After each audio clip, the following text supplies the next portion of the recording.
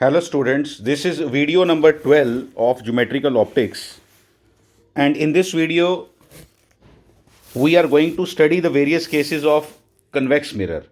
Last video में हम लोगों ने डिस्कस किया था कनकेव मिरर को डिटेल में, उसके केसेस। उसी तरह से अब कन्वेक्स मिरर को इसमें डिस्कस करेंगे। कन्वेक्स मिरर थोड़ा सा अलग सा मिरर रहता है, ठीक है, जिसमें वर्चुअल पार्ट ज़्यादा रहता है और रियल पार्ट कम रहता है, ठीक है। ज़रा देखेंगे इसको भी अच्छे से कि किस तरह से इट विल ऑपरेट और किस तरह से ये चलेगा काम, आप अच्छे से अंडरस्टैंड करेंगे। कन्वेक्स मिरर के केस में पहली बात तो ये कि जो उसका फोकस और सेंटर ऑफ कर्वेचर है वो दूसरी तरफ रहता है। फाइन, पहली बात तो ये आपको अंडरस्टैंड करनी है। फोकस को ऊपर से कैपिटल एफ से लिखा करो, क्योंकि स्मॉल एफ का मतलब होता है फोकल लेंथ, ठीक है। तो कैपिटल एफ लिख दिया, हो गया। उसके बाद अब हमने क्या करना है, हमारा जो ऑब्जेक्ट है वो यहाँ से चल रहा है, ये हमारा ऑब्जेक्ट है, ठीक है। ऊपर से इसके जो लेफ़्ट साइड पे, इसकी लेफ़्ट साइड पे आपका कोई भी डिमार्केशन नहीं है, कोई भी आपका फोकस और उसका सेंटर ऑफ कर्वेचर तो दूसरी तरफ है।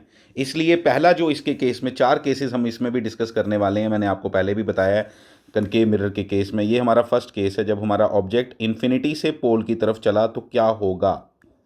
इन्फिनिटी से पोल की तरफ चलता है तो क्या होता है, आपको ये मालूम चलना चाहिए। अच्छे से इसको अंडरस्टैंड करते हैं कि जब ये इन्फिनिटी से पोल की तरफ चलेगा तो what is going to happen.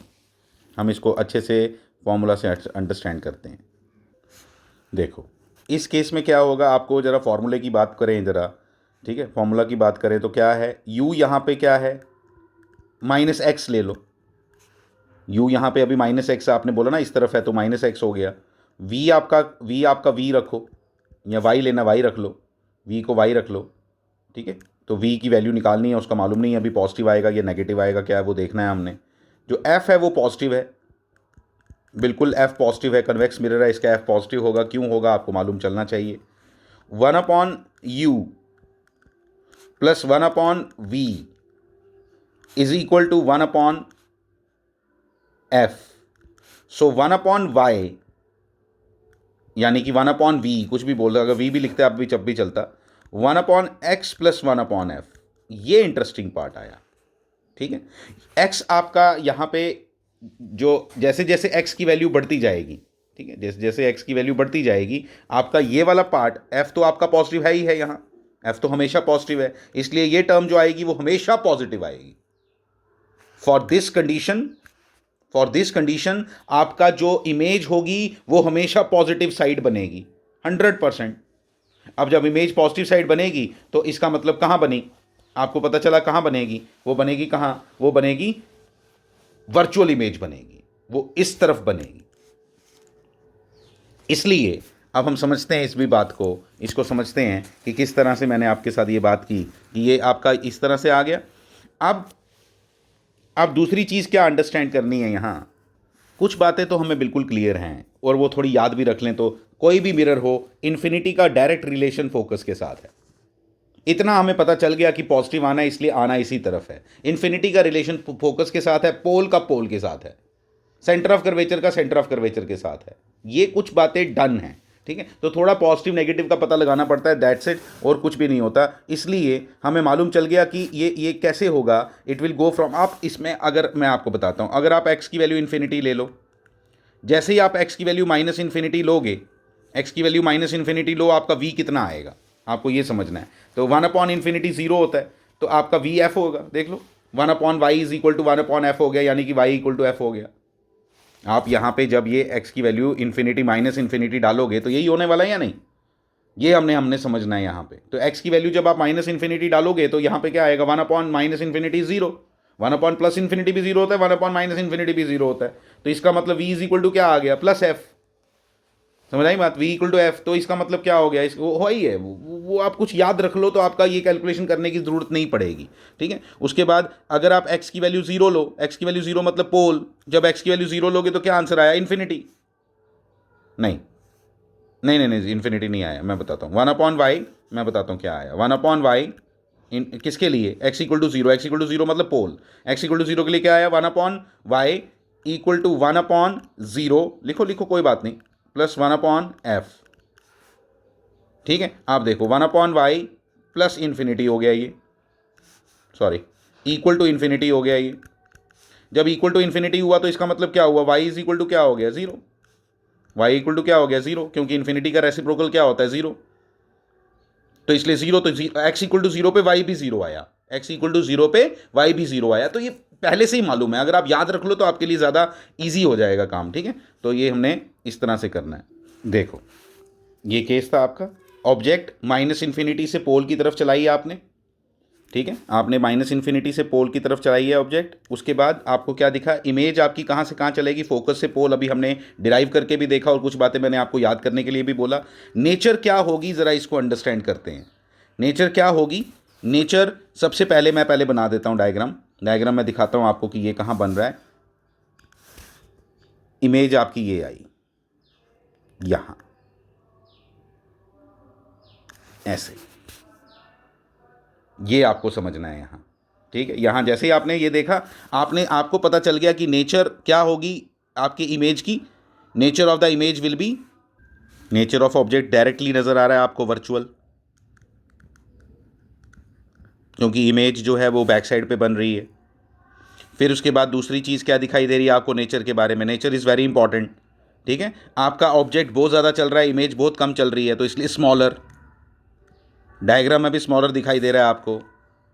फिर उसके बाद क्या हमने तीसरी चीज़ क्या पता लगानी है, तीसरी ये पता लगानी है ऑब्जेक्ट और इमेज दोनों अपोजिट साइड पे हैं, ठीक है। ऑब्जेक्ट नेगेटिव वाली साइड है, इमेज पॉजिटिव वाली साइड है, इसलिए क्या आएगा, इरेक्ट। एक ही तरफ हो तो क्या आता है, इन्वर्टेड, लेकिन यहाँ क्या आएगा, इरेक्ट। ये हमारा पहला केस हो गया, इसको हमने अच्छे से समझ लिया। अब इसमें यही दिख रहा है हमें, देखो मैं आपको बताता हूँ। अब फोकस, अब हमारा जो ऑब्जेक्ट है it is moving from pole to focus, और वर्चुअल ऑब्जेक्ट हो गया, वो तो दिख ही रहा है सामने, उसमें लिखने की ज़रूरत नहीं है कि ऑब्जेक्ट वर्चुअल हो गया, ठीक है। एक्स आपका पॉजिटिव हो गया, इसलिए इक्वेशन जो बनेगी वो ये बनेगी, ठीक है। अब मैंने यहाँ पे एक चीज़ हमें समझ आ गई है कि हमने जो x की वैल्यू ली, यहाँ x लिखना है आपने, जो x की वैल्यू आपने ली कि ऑब्जेक्ट आपका कहाँ है। अब चक्कर यही होता है कि फोकस का ये पता लगाना पड़ता है, फोकस पे इमेज इन्फिनिटी पे बनेगी ये पक्का है, पोल पे बनेगी ये पक्का है, लेकिन प्रॉब्लम ये है कि अब फोकस पे माइनस इन्फिनिटी से पोल की तरफ आएगा या प्लस इन्फिनिटी से पोल की तरफ आएगा, वो हमने समझना है। प्लस इन्फिनिटी आंसर आएगा या माइनस इन्फिनिटी आएगा, उसके लिए आपको सामने सामने समझना है। आप देखो यहाँ कैलकुलेशन की मैंने क्या, 1/y is equal to 1/10 minus, मैंने क्या ले लिया, मतलब ये क्यों लिया मैंने ऐसा x, फोकल लेंथ कितनी बोली मैंने 10, x ये लिया, मतलब जस्ट इधर होता तो कहाँ होता वो पता लगाना पड़ेगा। एग्जैक्ट 10 पे नहीं पता चलेगा, एग्जैक्ट 10 पे नहीं आंसर आता। प्लस इन्फिनिटी या माइनस इन्फिनिटी आपको जस्ट पहले लेना पड़ेगा, इसलिए मैंने वैल्यू क्या ली, 10 से थोड़ी कम। 10 से जैसे ही थोड़ी कम ली ना, आप इसको जरा समझना कि हमने क्या किया, 1/10, ये कैलकुलेशन देखो, 1/y is equal to 1/f minus 1/this। अब 1/10 कितना होता है, एग्जैक्टली 0.1 होता है, लेकिन ये जो आंसर आएगा ये 0.1 से बड़ा आएगा कि छोटा आएगा, बड़ा आएगा, प्लीज जरा समझना। इसलिए ये आंसर नेगेटिव आएगा, बहुत छोटा आंसर आएगा लेकिन नेगेटिव आएगा। कितना आएगा, -0.00001 आएगा, बहुत सारे 1 आएगा, चाहे वो कितने जीरो डालने उस पर टेंशन नहीं लेना आप, लेकिन आएगा आंसर नेगेटिव। और जब इतने छोटे नंबर का नेगेटिव का आप रेसिप्रोकल लोगे तो आंसर आपका नियरली माइनस इन्फिनिटी आएगा। इसलिए मुझे पता चल गया कि भाई इधर जब होगी तो माइनस इन्फिनिटी होगा। अब जो हम जब पोल से इधर की तरफ आएंगे तो वो कहां जाएगा, वो पोल से इन्फिनिटी की तरफ जाएगा। पोल पे तो पोल होता है ये मालूम ही है, अब आगे कहां जाएगा, अब ये माइनस इन्फिनिटी की तरफ जाएगा। आओ देख लें अब ऑब्जेक्ट कहां, object is moving from, virtual है ये, पोल टू फोकस। इमेज कहां, पोल पे पोल होती है, to minus infinity, plus infinity minus infinity. ऐसे भी दिख रहा था कि पोल से माइनस इन्फिनिटी ही जा सकता है, थोड़ा सा आपको गैस वर्क भी चल जाता है, बट मैंने आपको पूरा कैलकुलेट करके बताया। नेचर रियल पता चल रहा है आपको, रियल सामने सामने दिख रहा है, real in front of mirror, तो रियल कौन ज़्यादा चला, ऑब्जेक्ट ज़्यादा चला कि इमेज ज़्यादा चली, इमेज ज़्यादा चली। लार्जर, इरेक्ट या इन्वर्टेड, दोनों उल्टी साइड हैं, ऑब्जेक्ट आपका पॉजिटिव है, इमेज आपकी नेगेटिव है, इसलिए इरेक्ट। समझ लो बातों को, ये सब इंटरेस्टिंग चीज़ें हैं और इनको सबको अच्छे से अंडरस्टैंड आपको करना चाहिए, और बहुत बेहतरीन तरीके से एक एक चीज़ मैं आपको बता रहा हूँ। नेक्स्ट केस आ गया अब आपका, देखो जब आपकी ऑब्जेक्ट कहाँ होगी, फोकस और सेंटर ऑफ कर्वेचर के बीच में, अभी भी वर्चुअल, यहाँ वर्चुअल का केस ज़्यादा बनता है, अभी भी वर्चुअल, ठीक है। अब आपको पता है सेंटर ऑफ कर्वेचर का रिलेशन किसके साथ, सेंटर ऑफ कर्वेचर मतलब सेंटर ऑफ कर्वेचर पे सेंटर ऑफ कर्वेचर पे बनेगी, पोल पे बनेगी, फोकस पे प्लस इन्फिनिटी या माइनस इन्फिनिटी, आप समझना है। जब इधर आपने कैलकुलेट किया तो आपका आंसर क्या आया, अभी 9.919 के लिए क्या आया, माइनस इन्फिनिटी। जब इधर के लिए कैलकुलेट करोगे ना तो प्लस इन्फिनिटी आएगा, 100% आएगा, इसलिए आपको दोनों कैलकुलेट करने की जरूरत नहीं है। लेकिन अगर कोई करना चाहता है तो एक्स की वैल्यू क्या लेगा इस बार, 1/10.000001, मतलब 10 से थोड़ा ज़्यादा, तो 10 से थोड़ा ज़्यादा पे प्लस इन्फिनिटी आंसर आएगा, वो चेक करके देख सकता है, ठीक है। तो इसलिए इस बार आपका जो रिलेशन आएगा इसके लिए वो ये आएगा कि it will move from minus infinity to centre of curvature, minus infinity to centre of curvature. मैं पहले वाले रिलेशन पहले बना देता हूँ, आपको दिखा देता हूँ। ये आ गया आपका फर्स्ट का इमेज,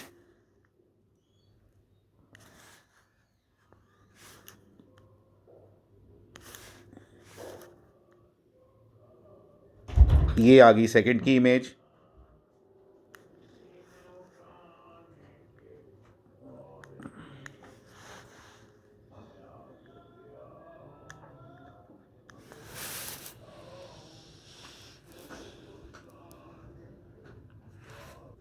ठीक है, सेकंड की इमेज। अब थर्ड की इमेज कहाँ है, थर्ड की इमेज आपको समझना है वो, और सेंटर ऑफ कर्वेचर पे एक और रिलेशन है, क्या कि जितनी जितनी जितनी हाइट यहाँ पे उसकी होगी उतनी हाइट यहाँ पे होगी, इसलिए यहाँ से ऐसा जाएगा,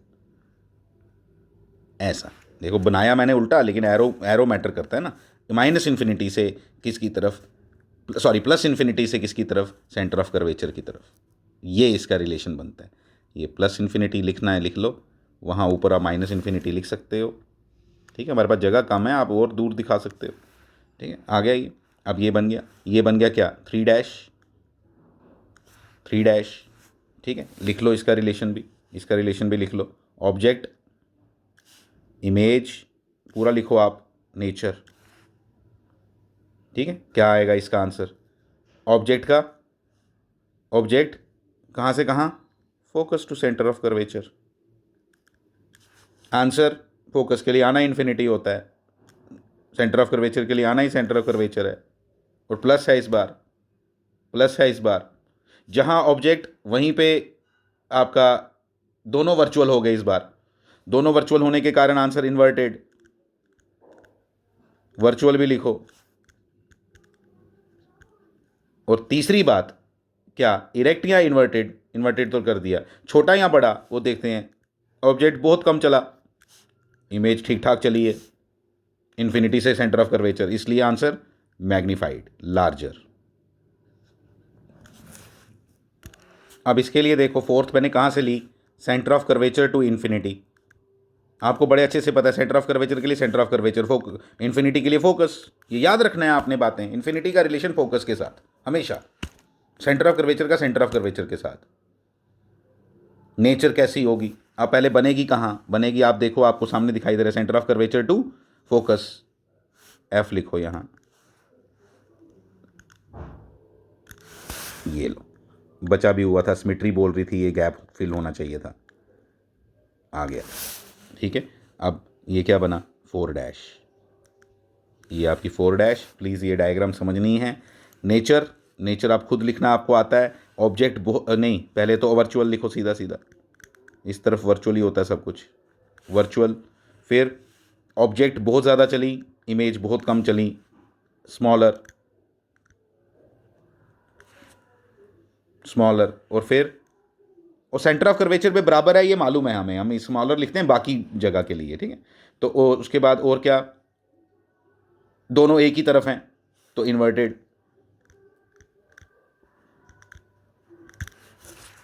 ठीक है। तो ये आपका कंप्लीट एनालिसिस कंप्लीट होता है यहाँ पे, किसका, कन्वेक्स मिरर का भी। और अच्छे से एक एक बात को अच्छे से अंडरस्टैंड करना है, और याद रख लो कहाँ, अब कोई भी ऑब्जेक्ट आ जाए आप कहीं पे भी कर सकते हो। अब हमने 1/u और 1/v का ग्राफ बनाना, जैसे मैंने उसके लिए भी बनाया था। यहाँ पे और वहाँ पे क्या डिफरेंट है मैं आपको बता देता हूँ। यहाँ पे जब आप लिखोगे one upon U plus one upon V plus equal to one upon F, तो यहाँ पे ये पॉजिटिव है हमेशा कन्वेक्स मिरर के केस में। तो इसलिए यहाँ पे जब आएगा तो x plus y is equal to plus c आएगा, और प्लस सी आने की वजह से जब x 0 होगा तो y c के बराबर होगा, प्लस c के बराबर होगा, और जब y 0 होगा तो x प्लस c के बराबर होगा। इसलिए जो इसका ग्राफ आना है वो ऐसा आना है,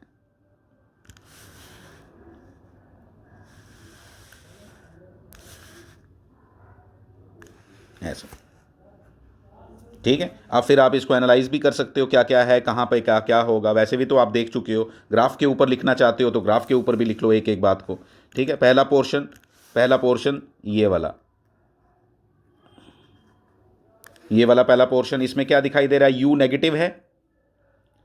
नेगेटिव है तो इमेज क्या है, पॉजिटिव है। यू नेगेटिव मतलब रियल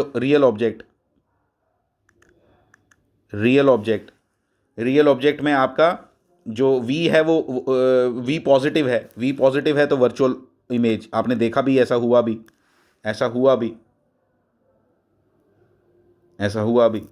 बाकी क्या है इसमें, और कुछ भी नहीं है, और कुछ नहीं बताने वाली बात है उसमें। आप फिर ये लिख सकते हो इरेक्ट है या इन्वर्टेड है, वो अब आपको बताया हुआ मैंने। ये वाला केस आपका आ गया सेकंड वाले केस में क्या दिखाई दे रहा है, इसमें इस पोर्शन में v भी पॉजिटिव यू भी पॉजिटिव, इस पोर्शन में v भी पॉजिटिव यू भी positive. Virtual object virtual image दिखना चाहिए, कॉन्सेप्ट के बिना कोई दुनिया का बंदा याद नहीं कर सकता ये। ठीक है, वर्चुअल ऑब्जेक्ट वर्चुअल इमेज। ठीक है, तो ये बन गया वर्चुअल ऑब्जेक्ट वर्चुअल इमेज। आपको मालूम है ये क्या आएगा, इसका आंसर, इस वाले का आंसर आएगा इरेक्ट।